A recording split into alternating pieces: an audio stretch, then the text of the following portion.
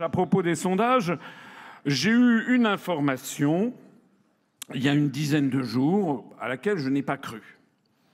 Et puis une deuxième, la même, à laquelle j'ai toujours pas cru. Et puis une troisième, il y a quelques jours, à laquelle j'ai toujours pas cru. Et puis aujourd'hui, on me donne encore la même information, alors je vous suis quand même obligé de vous la livrer. C'est que dans les 4 cas que l'on m'a signalés, ce sont des adhérents de chez nous qui ont été sondés par des instituts. Et il paraît qu'ici, me dit-on, un institut a dit alors vous allez voter pour qui par téléphone? Alors, est-ce que vous allez voter pour Fillon? Non, a-t-il dit. Pour Macron? Non. Pour Mélenchon? Non. Pour Le Pen? Non. Pour Poutou? Non. Et à ce moment-là, le sondeur a dit « donc je vous mets en abstention ». Alors mais c'est une histoire vraie, ça fait 4 fois qu'on me le raconte. Alors notre adhérent a dit « non, moi je vote Asselineau ». Et le sondeur a dit « oui, mais ça n'est pas dans mon panel ». Nous avons enquêté dans les cuisines des sondeurs et découvert des pratiques discutables. Des sondés rémunérés qui mentent dans leurs réponses. Non, ça m'embête pas du tout de répondre n'importe quoi. C'est que des sondages, hein. Des chiffres retouchés. Chaque sondeur fait ce qu'il veut dans ce domaine, c'est la liberté du sondeur. Des questions orientées. Cette question n'est pas neutre, voilà. Et elle va dans le sens du commanditaire. Frédéric Dabi dirige les sondages de l'IFOP depuis 14 ans. L'idée, c'est qu'on construise cet échantillon représentatif et que le plus possible, il ressemble à la France. Est-ce qu'avec 1000 personnes, vous allez pouvoir être représentatif? Je dis oui. Mentir au sondage a donc l'air très simple. Alors j'ai voulu faire le test et rentrer dans la peau d'un sondé menteur. Je me suis inscrit à des sites de sondage comme Maximiles, Opinionway ou Harris. Pendant des mois, j'ai menti sur mon profil. Tour à tour, je me suis fait passer pour un ouvrier du bâtiment, un jeune de 20 ans, une femme de 53 ans, un chef d'entreprise ou une grand-mère de 76 ans. Surtout, j'ai répondu à de nombreux sondages politiques sur les primaires, où en réalité, je ne suis pas allé, et sur l'élection présidentielle. Notre adhérent a dit « non, moi je vote Asselineau ». Et le sondeur a dit « oui, mais ça n'est pas dans mon panel ». Comment vous pouvez détecter des comportements comme le mien?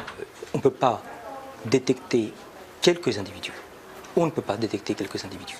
Est-ce qu'avec 1000 personnes, vous allez pouvoir être représentatif? Je dis oui, je dis oui. C'est une arnaque, les sondages. C'est une arnaque. Quand on regarde les chiffres publiés dans la presse, notre adhérent a dit « non, moi je vote Asselineau ». Et le sondeur a dit « oui, mais ça n'est pas dans mon panel ». on est surpris de voir à quel point ils sont tout ronds, quasi parfaits. Mais c'est une illusion. Selon un récent sondage, il est crédité de 0% des voix. Quand je regarde les sondages qui sont publiés officiellement, dont on ne sait pas d'où ils sortent d'ailleurs, on me donne 0,0.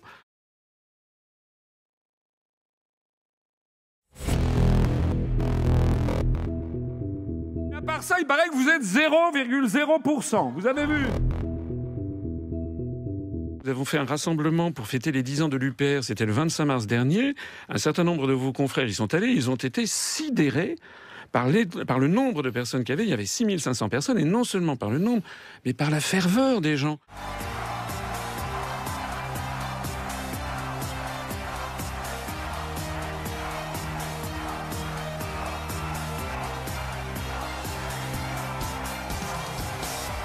C'est une arnaque, les sondages. C'est une arnaque.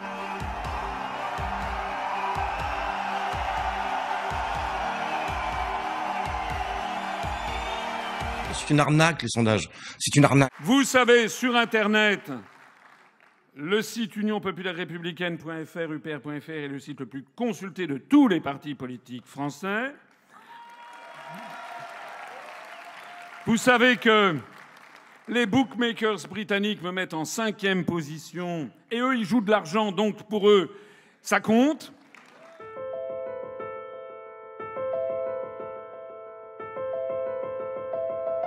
Alors, il semblerait, d'après ce que les conseils que divulgue M. Philippe de Villiers sur Internet, il semblerait qu'il faudrait payer pour être sur le panel. Mais où va-t-on ? Ça veut dire que finalement, les sondages qui nous sont donnés, on se demande d'ailleurs où est-ce qu'ils font pour trouver les 0,5 qu'ils me donnent, parce qu'ils doivent se dire quand même c'est un petit peu gênant, on ne sait jamais ce qui pourrait arriver. Franchement, on est dans non pas dans des armes de destruction massive, mais dans des armes de désinformation massive qui nous sont imposées. En 1994, j'avais décidé de faire un commando face à la liste Baudis, Raffarin, etc. Donc la liste maastrichtienne, et nous on était la liste anti-maastrichtienne. Et j'avais avec moi Jamie Goldsmith, qui était un milliardaire, un brillant esprit, qui avait écrit un livre à succès qui s'appelait Le Piège, et qui s'est littéralement converti à l'anti-mondialisation après avoir profité de la mondialisation. Il était mon numéro 2. Et puis il y avait aussi Thierry Jean-Pierre, il y avait Charles de Gaulle, non célèbre d'un porte-avions, etc. Et donc, on remplit les salles, mais les sondages ne répondent pas. Mais vraiment, on remplit les salles partout, donc on ne comprend pas ce qui se passe. Et puis, alors à l'époque, on avait le droit, je ne sais pas si c'est encore le cas aujourd'hui, mais on avait le droit de faire appel à l'argent privé jusqu'à la hauteur d'un plafond, mais qui était très haut. Et donc, quelqu'un qui était sur la liste avait le droit d'apporter son financement personnel. Très important ce que je dis, parce qu'on était dans la légalité parfaite. Et d'ailleurs, notre compte de campagne a été parfaitement validé. Et donc, j'avais dit à Jamie, voilà, moi, je n'ai pas le premier sou, si vous pouvez nous aider, etc. Bon, d'accord, etc. Et on arrive à un mois de l'élection. On était sur le point de trouver du gaz de schiste, c'est-à-dire qu'en fait, on creusait, on était à 1-2%, c'était désespérant, à tel point que Jimmy Goldsmith était reparti chez lui au Mexique. Et j'essaye de le rattraper, et il me dit « Qu'est-ce qu'on peut faire ?» Je dis « Écoutez, d'après ce qu'on m'explique, moi je découvre un peu le système, il faudrait acheter les sondages, et pendant 3 mois, quoi, même s'il n'y a qu'un mois avant l'élection, voilà, il faut leur lancer un message. Et puis peut-être, il me dit, mais pendant que vous y êtes, achetez TF1. Je dis, chiche. Et donc, Jamie Goldsmith, à la bourse, a acheté 4,99% de TF1 parce qu'il était bloqué, on n'avait pas le droit d'acheter plus. Jamie a acheté des sondages de 3 instituts pendant 3 mois. Qu'est-ce qui s'est passé? Il s'est passé qu'en 8 jours, tout a changé. En 8 jours, tout a changé. En 8 jours, on est passé de 2 à 10 dans les sondages. Et j'ai compris après, et en 8 jours, on a eu toutes les émissions, évidemment, de TF1, etc., 7 sur 7 d'Anne Sinclair, le 20h, etc. Et donc, en fait, ce que j'ai compris, c'est que pour faire de la politique à un haut niveau, il faut avoir un énorme budget. Ce n'est pas une question d'affiches, tout ça, de payer les avions, les trains. Ce n'est pas ça, c'est les sondages. Si vous n'avez pas un gros budget de sondage, vous n'êtes pas dans l'offre, comme disent les sondeurs. C'est-à-dire, ils vous mettent dans l'offre si vous payez. Et en fait, les sondages qui paraissent dans les journaux, ils ne sont pas achetés par les journaux. Ils sont achetés par les hommes politiques, par les partis politiques. Notre adhérent a dit non, moi je vote Asselineau. Et le sondeur a dit oui, mais ça n'est pas dans mon panel. En fait, les sondages qui paraissent dans les journaux, ils ne sont pas achetés par les journaux. Ils sont achetés par les hommes politiques, par les partis politiques. Étienne Chouard. Je pense que c'est une erreur de penser que les politiques sont impuissants ou incapables ou ne comprennent pas. Comme si en faisant comme s'ils servaient l'intérêt général. Et pour servir l'intérêt général, effectivement, ils ne sont pas bons. Si on renverse la perspective en comprenant que finalement ces gens-là servent les intérêts de ceux qui les ont fait élire et qui sont les 1% les plus riches de la population, à ce moment-là, ce n'est pas du tout une catastrophe. Vous parlez de catastrophe, mais c'est une réussite formidable. Tout se passe comme prévu. La sécurité sociale est détricotée, le chômage se porte à merveille, ce qui permet de tenailler les salaires et d'avoir des bas salaires, donc des hauts profits. Donc tout se passe bien, en fait, du point de vue des 1% qui se gavent comme jamais. Les banques qui devraient être en prison pour faillite frauduleuse, leurs patrons se font mieux payer que jamais et arrivent maintenant au gouvernement des différents pays. Je trouve que la situation n'est pas du tout catastrophique pour ceux qui financent les campagnes électorales des élus. Et je trouve que là, de ce point de vue, c'est assez logique. Hollande, il sert les intérêts de ceux qui l'ont fait élire en le faisant passer à la télé, dans les journaux. Et pourquoi une banque achète Libération? Pourquoi une banque achète Le Monde? Pourquoi une banque achète le quart Sud-Est? Pourquoi le Crédit Mutuel achète le quart de la presse quotidienne régionale? C'est pour gagner les élections. Et ensuite, les élus rendent des comptes à ceux qui les font élire. Le problème, c'est que nos élus ne doivent rien aux électeurs. Que vous votiez ou vous votiez pas, c'est pas vous, ce sera un autre. Ceux qui vont voter, c'est ceux qui regardent la télévision, qui sont pas politisés. Il faut qu'ils passent beaucoup à la télévision. Vous regardez les curseurs, c'est incroyable la similitude qu'il y a entre les courbes de passage à la télé et les résultats aux élections. Il suffit de monter les curseurs des challengers, vous les montez à 10, 15%, ça va donner l'impression de la pluralité. Et puis les deux partis qui ont la même politique de droite dure, qui s'appellent gauche et droite, mais en fait ils ont la même politique pour les industriels et les banquiers, les multinationales en fait. Vous les mettez au curseur plus haut et ils vont être élus l'un ou l'autre, en fait, peu importe, ils vont faire la même politique. Alors évidemment, les gens sont gentils, ils croient les candidats au moment des campagnes électorales, et c'est notre gentillesse qui fait la déception après. Mais enfin, après 200 ans d'échec du suffrage universel, qui permet aux riches d'acheter le pouvoir politique, depuis qu'ils écrivent les constitutions, ces gens-là ont mis en place un système, d'abord censitaire, là au moins c'était clair, et ensuite universel quand ils sont aperçus. Tocqueville disait très tôt, donc début du 19e siècle, il disait « Je ne crains pas le suffrage universel, les gens voteront comme on leur dira ». Et ça fonctionne très bien.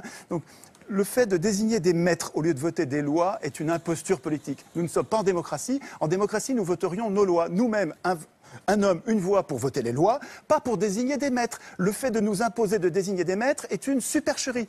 Ça donne un résultat plutocratique avec les riches qui dirigent depuis 200 ans. Chose à dénoncer là. C'est le début du programme, on n'a pas triché. On va donc accélérer, parce qu'on s'en fout un peu. Et on va donc compter les candidats. Première. Artaud. On y va. Et on va compter tous ensemble, ça va être rigolo. Il y a quand même un problème démocratique là. Si les 10 sont là et qu'il en manque un, il y a quand même un gros problème. Jean Lassalle. On est donc au deuxième. N'est-ce pas? Ça vient de passer là. C'est juste avant le soir 3, donc 23h30. Il y a quand même un problème. Donc après Lassalle, c'est Le Pen. On est donc à 3. N'est-ce pas? Il y a un gros problème là, si on ne met pas le candidat pour lequel on n'a pas parlé pendant 10 ans. Jacques Cheminade, on est donc à 4, n'est-ce pas? N'est-ce pas? Vous êtes d'accord avec nous, n'est-ce pas? Il y a un problème. Et puis on se dit que François Asselineau va passer. Mais non. Benoît Hamon, 5. 5e, Benoît Hamon. Allez, on continue. 6, Poutou. Poutou. Ouais, le Poutou. Oh, Poutou, il est rigolo. Alors, le 7e, c'est qui? Le 7e, c'est Macron. Ouais, génial, super. Un mec qui dit rien pendant 1 minute. Hop. Donc, le 8e, ça va être Dupont-Aignan, bien sûr. Ah, c'est ça, il va en manquer qu'un. C'est abusé ou pas? Donc, Dupont-Aignan, après, c'est qui? Mélenchon? Fillon. Alors, Fillon, il dit encore moins de trucs que Macron. C'est génial, les deux, là, franchement. Votez pour eux. On va avancer. On va bien avancer en direction du mur. Et donc, après, c'est Mélenchon. Alors, déjà, qu'est-ce que foutent Laporte et Sohan, là? Faut m'expliquer ce qu'ils foutent en soucier, Laporte et Sohan, là. On se demande. Mais bref. Mais il est ensemble. Et je crois qu'il va y en avoir qu'un dernier, et puis après, non, c'est fini. Ah, c'est fini. D'accord. C'est fini. Voilà. Bravo. Bravo la démocratie. N'est pas là.